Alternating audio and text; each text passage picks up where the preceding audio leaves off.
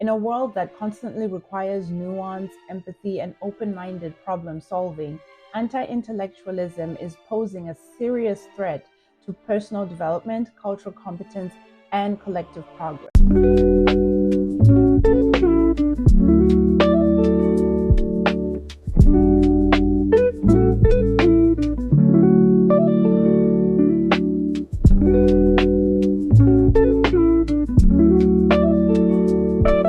Hi guys, welcome back to my channel. I am your communication bestie, your strategic guide in a world full of noise.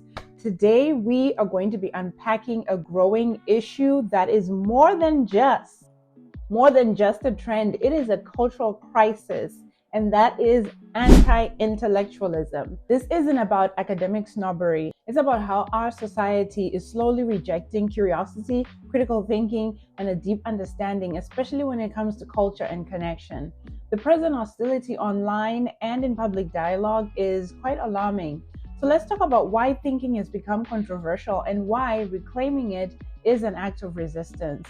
In the first section, I'll be talking about what anti-intellectualism is. I will also highlight some videos of other creators that I found on TikTok who have spoken about this anti-intellectualism and the different facets of how it has been showing up online. As you know, this isn't about me sharing things that I know because I think I'm better than everyone. This is just me trying to unpack this from a cultural competence and personal development lens, so that we can understand how we can be better individuals, better communicators, and overall better human beings. Let's get into it. The first section, what is anti-intellectualism? Anti-intellectualism is the attitude that devalues thinking, dismisses expertise, which we see happening all the time, and favors gut feelings over grounded knowledge. The idea that being informed or nuanced is somehow out of touch or elitist isn't new. It's been around for centuries, from political leaders weaponizing common sense to movements that distrust science, education, or philosophy. But today it's more subtle, it's more algorithmic. Let's see how this plays out in real time. What I've noticed online of late in the last couple of years is how this rejection of intellect or critical thinking and complexity is fueled into culture where simplicity is valued over substance. And that becomes a problem when we're navigating identity, race, culture, and power. We even see this with political leaders or people that we admire, where we realize that they have all these other social qualities that make them famous or seem like they're important. But when they start speaking, we start to realize that actually this person is not as smart as I thought they were, because we just saw all this social influence and didn't quite realize that they have nothing to offer us, and more so, they have enough power to influence people for wrong. Anti-intellectualism is not just a cultural attitude, it's a systemic barrier that is discouraging curiosity, that is diluting our critical thinking skills, and it's stifling meaningful intercultural engagement. Because in a world where we're so connected more than ever because of technology, somehow on the other spectrum, we are more detached from one another because we are not understanding each other's cultural background and why we think the way we do. In a world that constantly requires nuance, empathy, and open-minded problem solving, anti-intellectualism is posing a serious threat to personal development, cultural competence, and collective progress. Okay, so let me give you some understanding and strip the definition of anti-intellectualism in three different ways so that we can be able to understand where the problems are.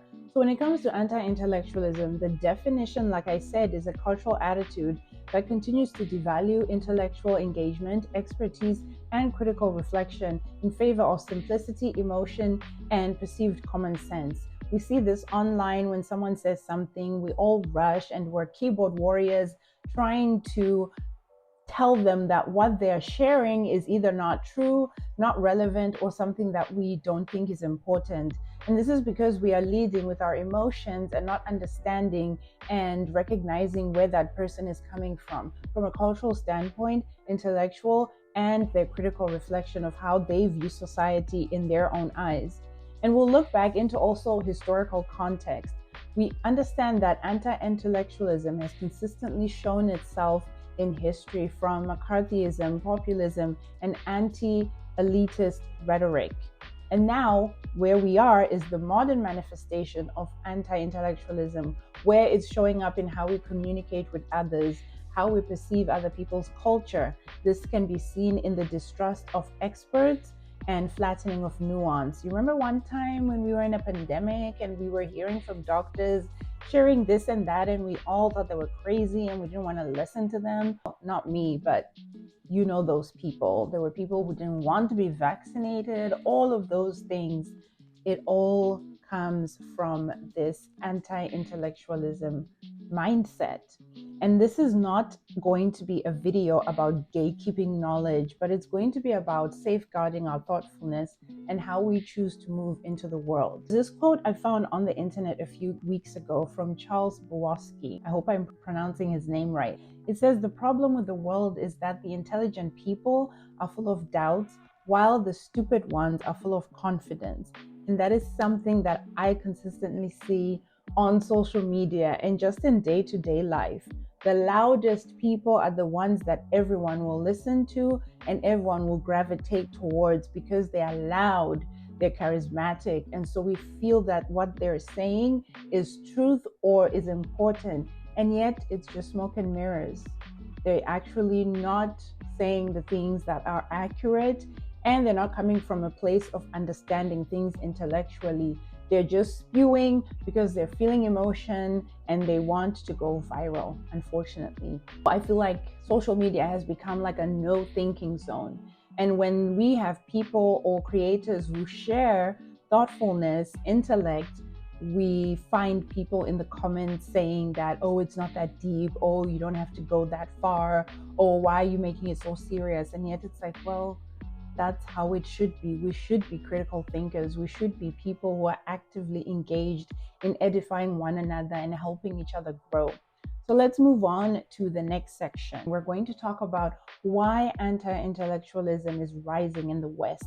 And when I say West, I mean the Western world. Looking at you, America.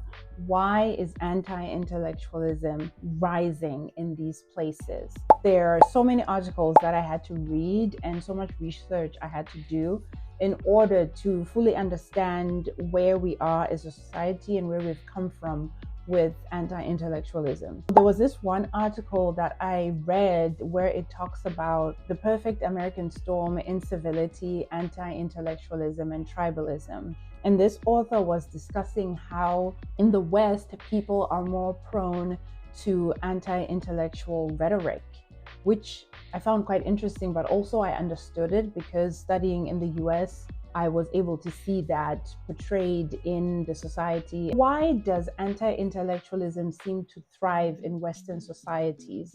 First, there is a deep mistrust of institutions, media, government, and academia. Some of it is earned and some of it is manufactured. In fact, I think it's mostly manufactured. But instead of reforming systems, people are rejecting the very idea of expertise. And like I gave the example of during the pandemic, when people were not trusting the doctors and people who actually were in med school for forever and a day learning about these things. Then there's that obsession we have with speed. The West prioritizes or even celebrates productivity, quick fixes, and hot takes.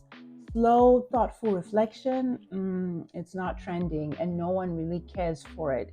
So I'm going to show you a clip of a video that I found on TikTok of this gentleman who's talking about how the rise of anti-intellectualism in the West is looking like, and he's giving a really nuanced take on this and sharing his own experiences. I love the way he breaks down anti-intellectualism and how it is so prevalent in the West. Roll the clip.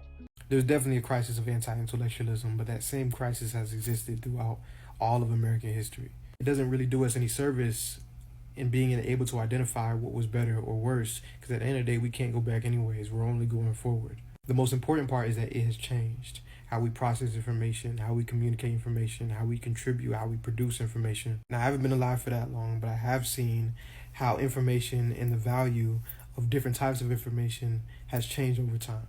And after speaking on social media and using social media for as long as I have, I believe that information today has three distinct tiers. You got takes, you got knowledge, and then you got wisdom. Takes are bite-sized, one-liner, quick statements, quick observations that don't stay with you long after you have finished your disassociated doom scrolling of the day. But the thing about takes is that they're often not the loudest in your conscious, they're the loudest in your subconscious. They quietly affect how you see other people, but more importantly, they affect how you see yourself. Most of the time, they function primarily off of binaries. These people are good. These people are bad. This behavior is always. This behavior is never. Your relationships can never work like this. Your relationships, this always means this when this happens in your relationships. And oftentimes, those takes get the most traction because at the same time, they create the most friction.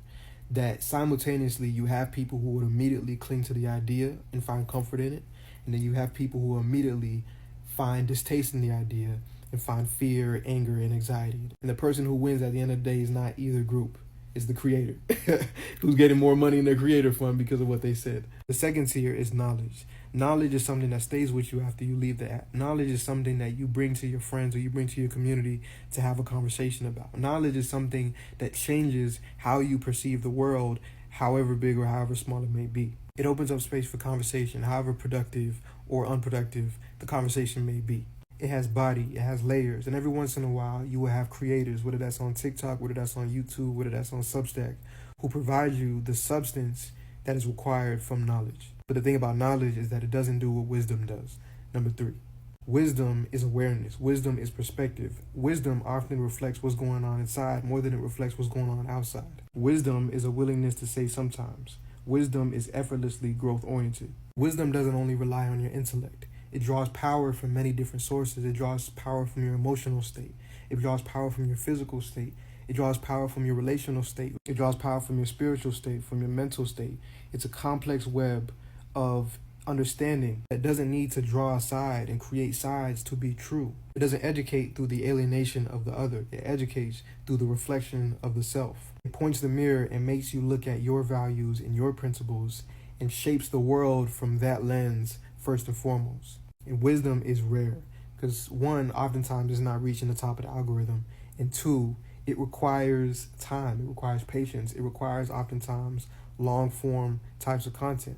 It requires you to sit with what you're listening to, that more than you hear, you listen, that more than you criticize, you analyze. It requires you to put yourself in the shoes of somebody else, which is something that most humans don't do in general. And that is how I believe that anti-intellectualism shows up today, because that process of reflection, that process of critical thinking is not something that you can do in 30, 60 seconds and a couple comments in the comment section.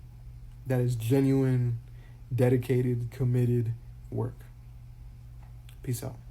So, when I was doing my own research on the rise of anti-intellectualism in the West, I saw 3 different sections where this is absolutely prevalent. There's societal factors, there's cultural values, and there's psychological safety. What I've finally noticed with all of this is that anti-intellectualism continues to give people emotional fatigue because they believe that thinking deeply forces us to confront things that would rather not.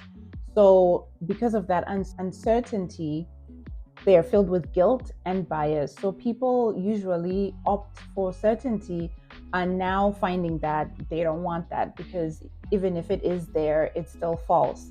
And that's dangerous because it doesn't just affect how we think, it affects how we connect with other people. That's why you notice when people from other countries are sharing their experiences or what happens there, a whole dominant group of people will come and try and tell them that, oh, this is wrong, this is whatnot.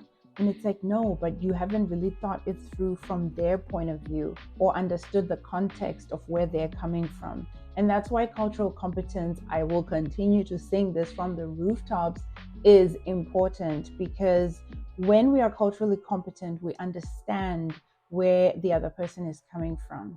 And the tip that I can give you, when we avoid complex thinking, we miss the context necessary for cultural understanding. And that's what we're seeing on social media, where we are all thinking that we should speak, which is okay, but we're not giving other people an opportunity to share because we're so quick to respond. We're not even listening to what they're saying because we want to jump in with our own take, with our own 2 cents. And in that same breath, no one is heard and no one is the wiser. And we're all still very much co-signing each other's BS and biases, which is not cool, no bueno. And as a communication strategist, I also understand that there is the need to be right, yes, and to move in spaces, understanding, really to read the room. And unfortunately, anti-intellectualism doesn't know that you should read the room. People just will say things. I'll give a good example of something that happened recently. Remember this person who is kind of a president in another country, and there was this meeting, and there was this other gentleman who was from Liberia who's also a president and a leader in his country. And then this person who is from the West was surprised that this person from Africa spoke English well, and he was complimenting him. Of course, that is baseline racism, microaggression, but also it's a lack of understanding and a lack of cultural competence, because why would you be surprised that another person is speaking this language so well when colonization is what brought that? Like, there's so many layers and contextual things that we have to always try and understand before we think we know what we're talking about, if that makes sense. Let's go to section 3, where we'll talk about social media and the spread of anti-intellectualism, because social media, unfortunately, is ground zero for nonsense. And even this platform where I am giving you substantial information and knowledge is also a place where other people are spewing anti-intellectual rhetoric and having so many people following them and listening to their biased takes and taking in all that misinformation. We are going to unpack how social media is consistently amplifying shallow thinking. Let's get into it. Now, here's the thing. It's like I continue to say, social media is a wonderful space. It provides us information, it helps us connect with people, and it helps us grow and learn new things all the time. But it is also ground zero for absolute nonsense. You will find it on the same spaces.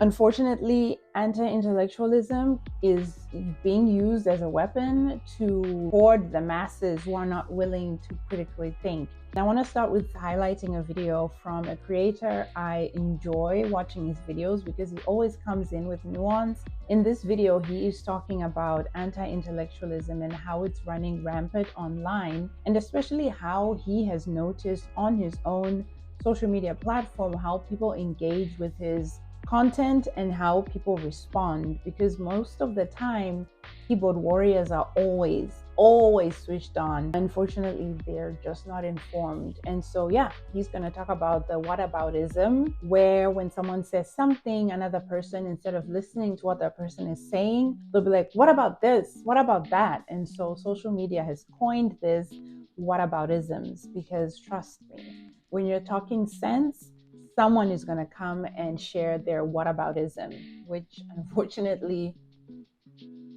ain't nobody got time for that. Roll the clip. We're in a severe literacy crisis in this country, and this app and the lack of comprehension skills on it are showing me that firsthand. A lot of y'all lack comprehension and the ability to understand and process context clues, and to understand that certain conversations are just that conversation, and a whataboutism doesn't make you seem like you understand the conversation more or your point was more valid. A fact cannot be rebutted with, but I feel like in my personal opinion, your personal opinion doesn't matter because it's a fact that you're going against.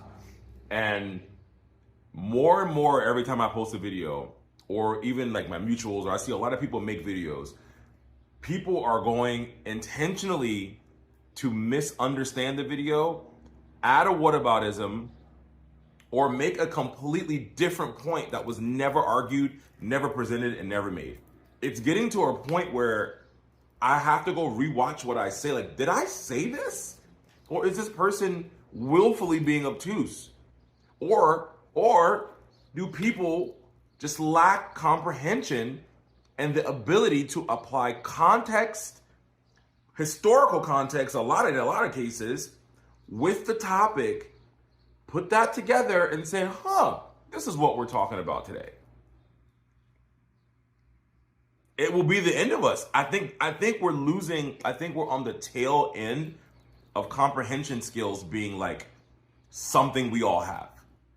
Tell me if I'm crazy. Okay, happy Tuesday. I just had to say that. I just love what he shared there.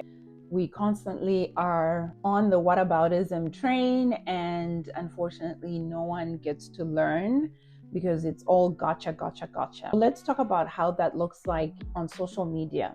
First of all, virality favors simplicity. Nuance doesn't trend, to be quite honest. We even see on social media where creators who provide educational content don't go viral, don't get noticed, and their videos are usually suppressed because everyone wants a hot take, everyone wants a soundbite. And so intellect kind of goes on the low and no one gets to see or hear those things. Second one is information overload. People are continuously overwhelmed on social media, and this leads to decision fatigue and a reliance on mental shortcuts, evident in how not a lot of people are on YouTube because they don't have time to consume long form content, which is sad.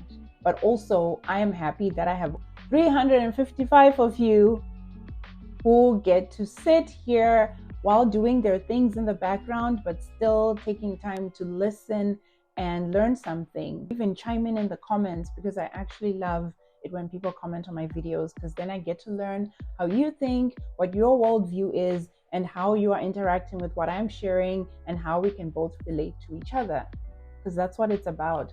Other platforms do not celebrate that because people want things quick. I saw even a video on TikTok a few weeks ago where this lady was talking about, there was an interview that Sarah Jessica Parker was being interviewed on this podcast. And there were people in the comments complaining that she was talking slow. Like they wanted her to speak on 2x speed for some daft reason, because people are not willing to be patient enough to engage with what another person is saying. We want people to speak fast. We want people to get to the point, when in actual fact, normal people don't do that. We have to think about what we're saying before we say it. And we have to digest and let it sit with us and ruminate on those things that we are partaking in, because the internet is all info, less understanding. So people get fatigued, tend to rely on the mental shortcuts. And the third thing is the rise of influencer experts. Hey, I don't know if that's going away anytime soon. Social media favors popularity, and confidence is often mistaken for credibility and accuracy. But that is also fueled by the catalyst that is algorithmic silos, which is our fourth point. Because now we have echo chambers that reward ideological loyalty and punish curiosity. I see this constantly with people I watch on social media. People who are intellectual thinkers, people who provide substantial information, evergreen content, they tend to not receive so much love from people because people are too, I don't know if it's laziness or just not wanting to have your mind go into gear and understand things and think for yourself. These echo chambers, everyone's just, co-signing each other's misinformation and no one is learning anything. How can you help yourself not let social media take over your identity? True growth demands exposure to unfamiliar ideas. It's good to expose yourself to different things, different people who think differently than you. Sorry, too many differentlies here. What you need is, you don't want to just constantly be affirmed. You want to also be reaffirmed of your biases, right? My personal development tip is, true growth demands that we expose ourselves to unfamiliar ideas, not just reaffirming our own biases. Now let's go to section 4, where we're going to talk about some of the symptoms of anti-intellectualism, so we see if you're riddled with this disease.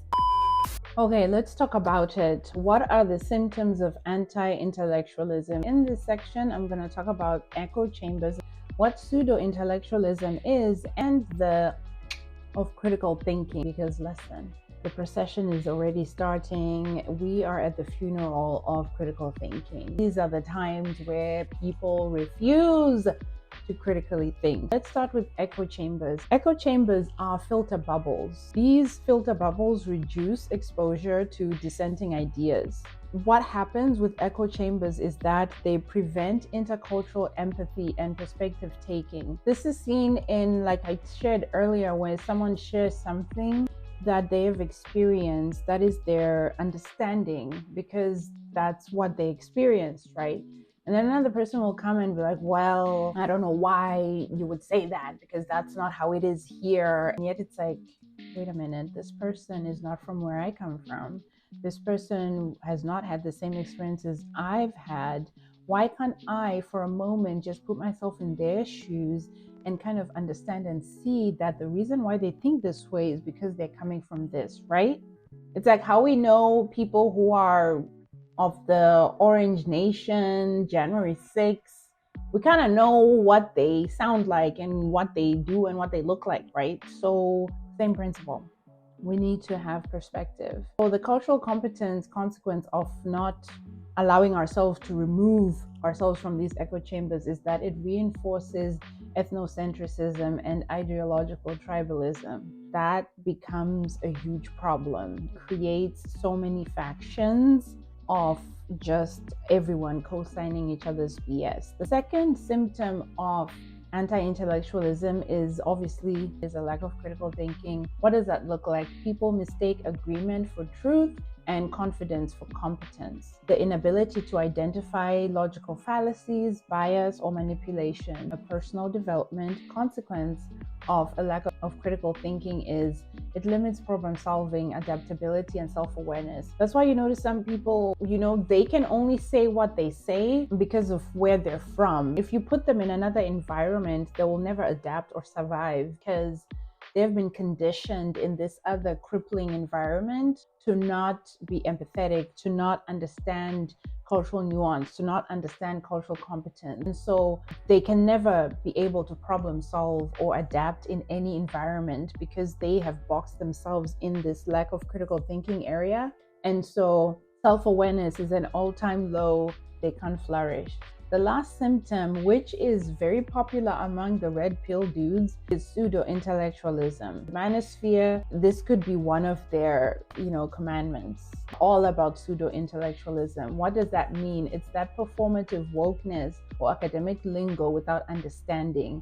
Some people call it therapy speak when they're talking about psychological things, where everyone will say, yeah, you're gaslighting me. One, they don't even know what gaslighting is. They don't know what it means. They don't understand it, nor do they know what gaslighting is when it happens to whack them in the face. That's what pseudo-intellectualism is. What happens when you're a pseudo-intellectual is you weaponize intellect. That shuts down dialogue instead of opening it. Everything is just gotcha, gotcha, gotcha. Whataboutism, whataboutism. What is the interpersonal consequence of pseudo-intellectualism? It breeds arrogance instead of curiosity and continues isolation instead of connection. You will continue to not understand how the world around you works if you are constantly arrogant and not curious and not willing to have open dialogue with other people. What does this look like in real time? I'm going to share this lovely video from one of my favorite creators, Sasha. She's going to talk about how anti-intellectualism breeds laziness, and I agree with her.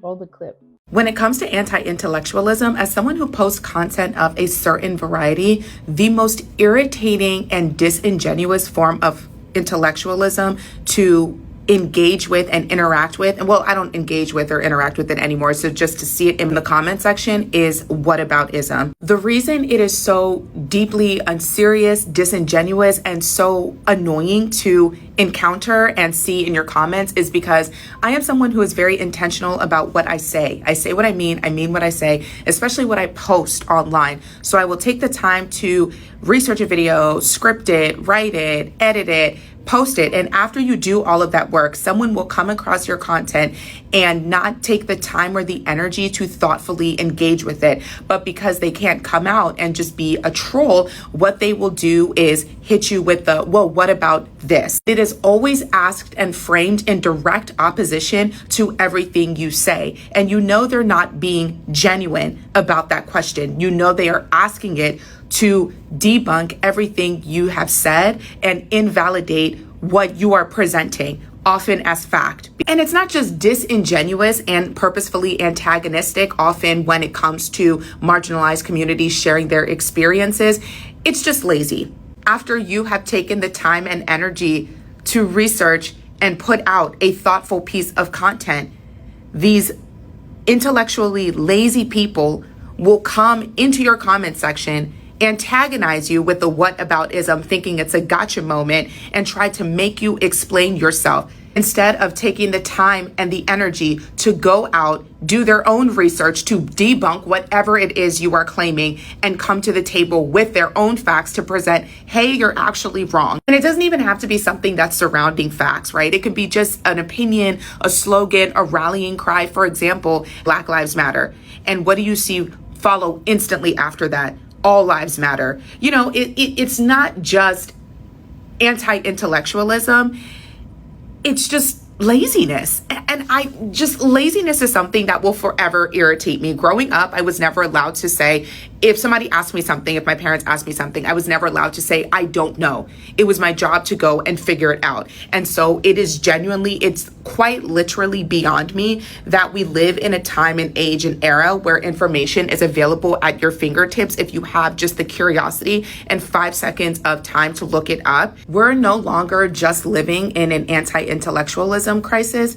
We are also experiencing a laziness epidemic. That's in part what is happening here. And we can blame AI, but also B, making people think their opinions hold just as much weight as facts. Okay, so we've talked about what anti-intellectualism is. What are the symptoms in case you have the anti-intellectualism virus? Now we're going to talk about some of the dangers and the power of thinking. We're going to talk about why critical thinking still matters, because it does. I saw a lot of articles that have been talking about how you can become a student in an anti-intellectual world, because believe it or not, right now we're currently living in a world where people are refusing to think. They're refusing to critically think. I have friends who are educators, professors, who are constantly telling me about how their students are not willing to develop these skills they're being taught because everyone wants a quick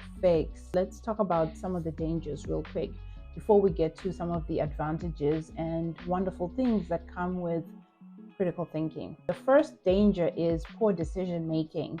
If you're an anti-intellectual, guess what? You are not someone who's good at making decisions, especially in leadership, healthcare, education, and policy. We already see this.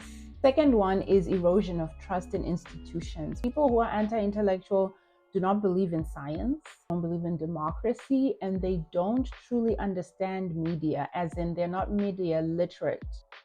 They don't get it. Third one is the rise of disinformation, conspiracy theories, and scapegoating. All really bad. And so I'm going to share, this is actually really funny, but sad at the same time, because this was happening a couple of weeks ago on TikTok. It became viral when this lady went on TikTok and said Harriet Tubman wasn't a real person.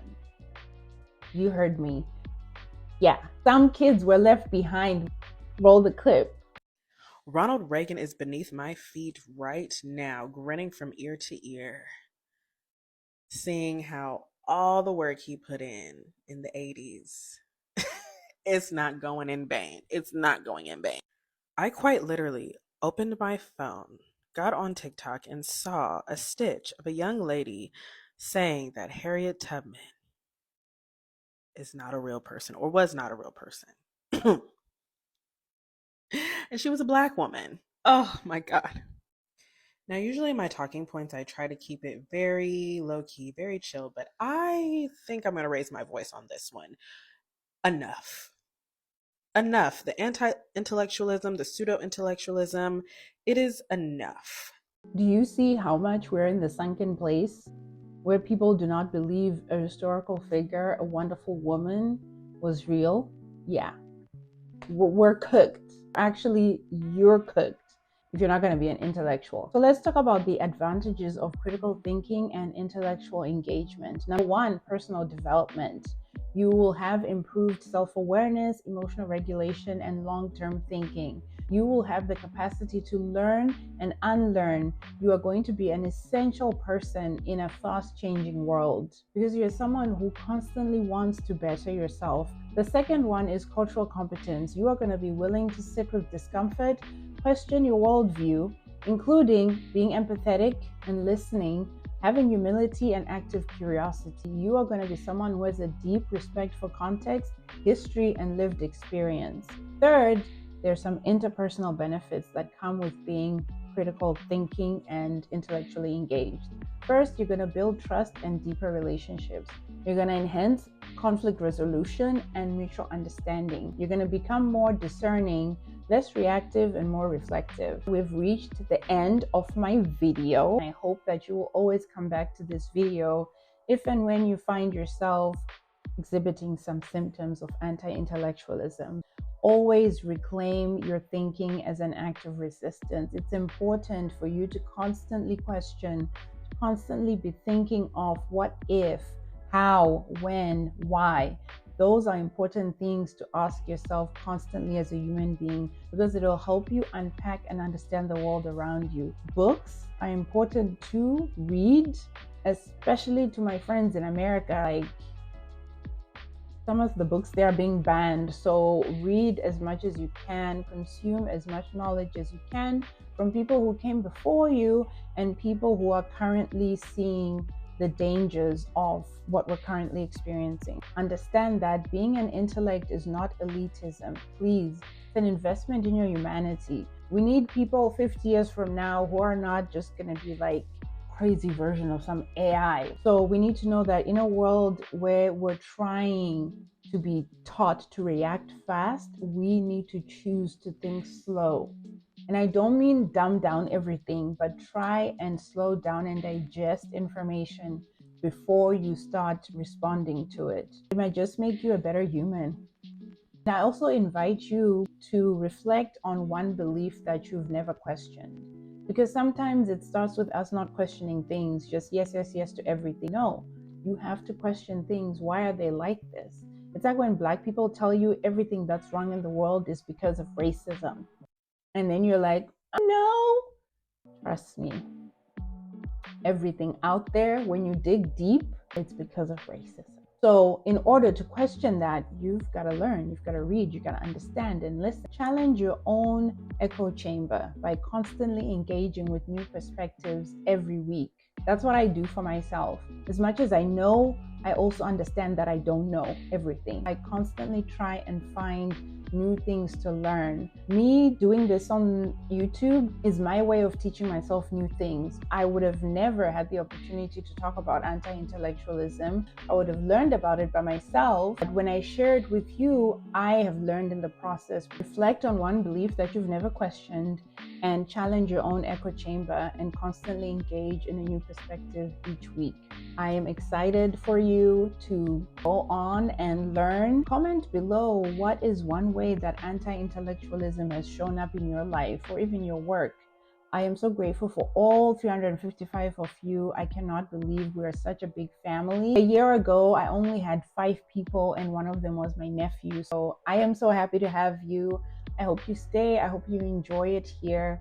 I don't always talk about stuff like this, but at the same time, I feel like it is important in this climate we're in to talk about things that edify and help us to become better. I hope you have a wonderful week. Enjoy the month of July. I will see you guys soon. See you in the next one. Bye.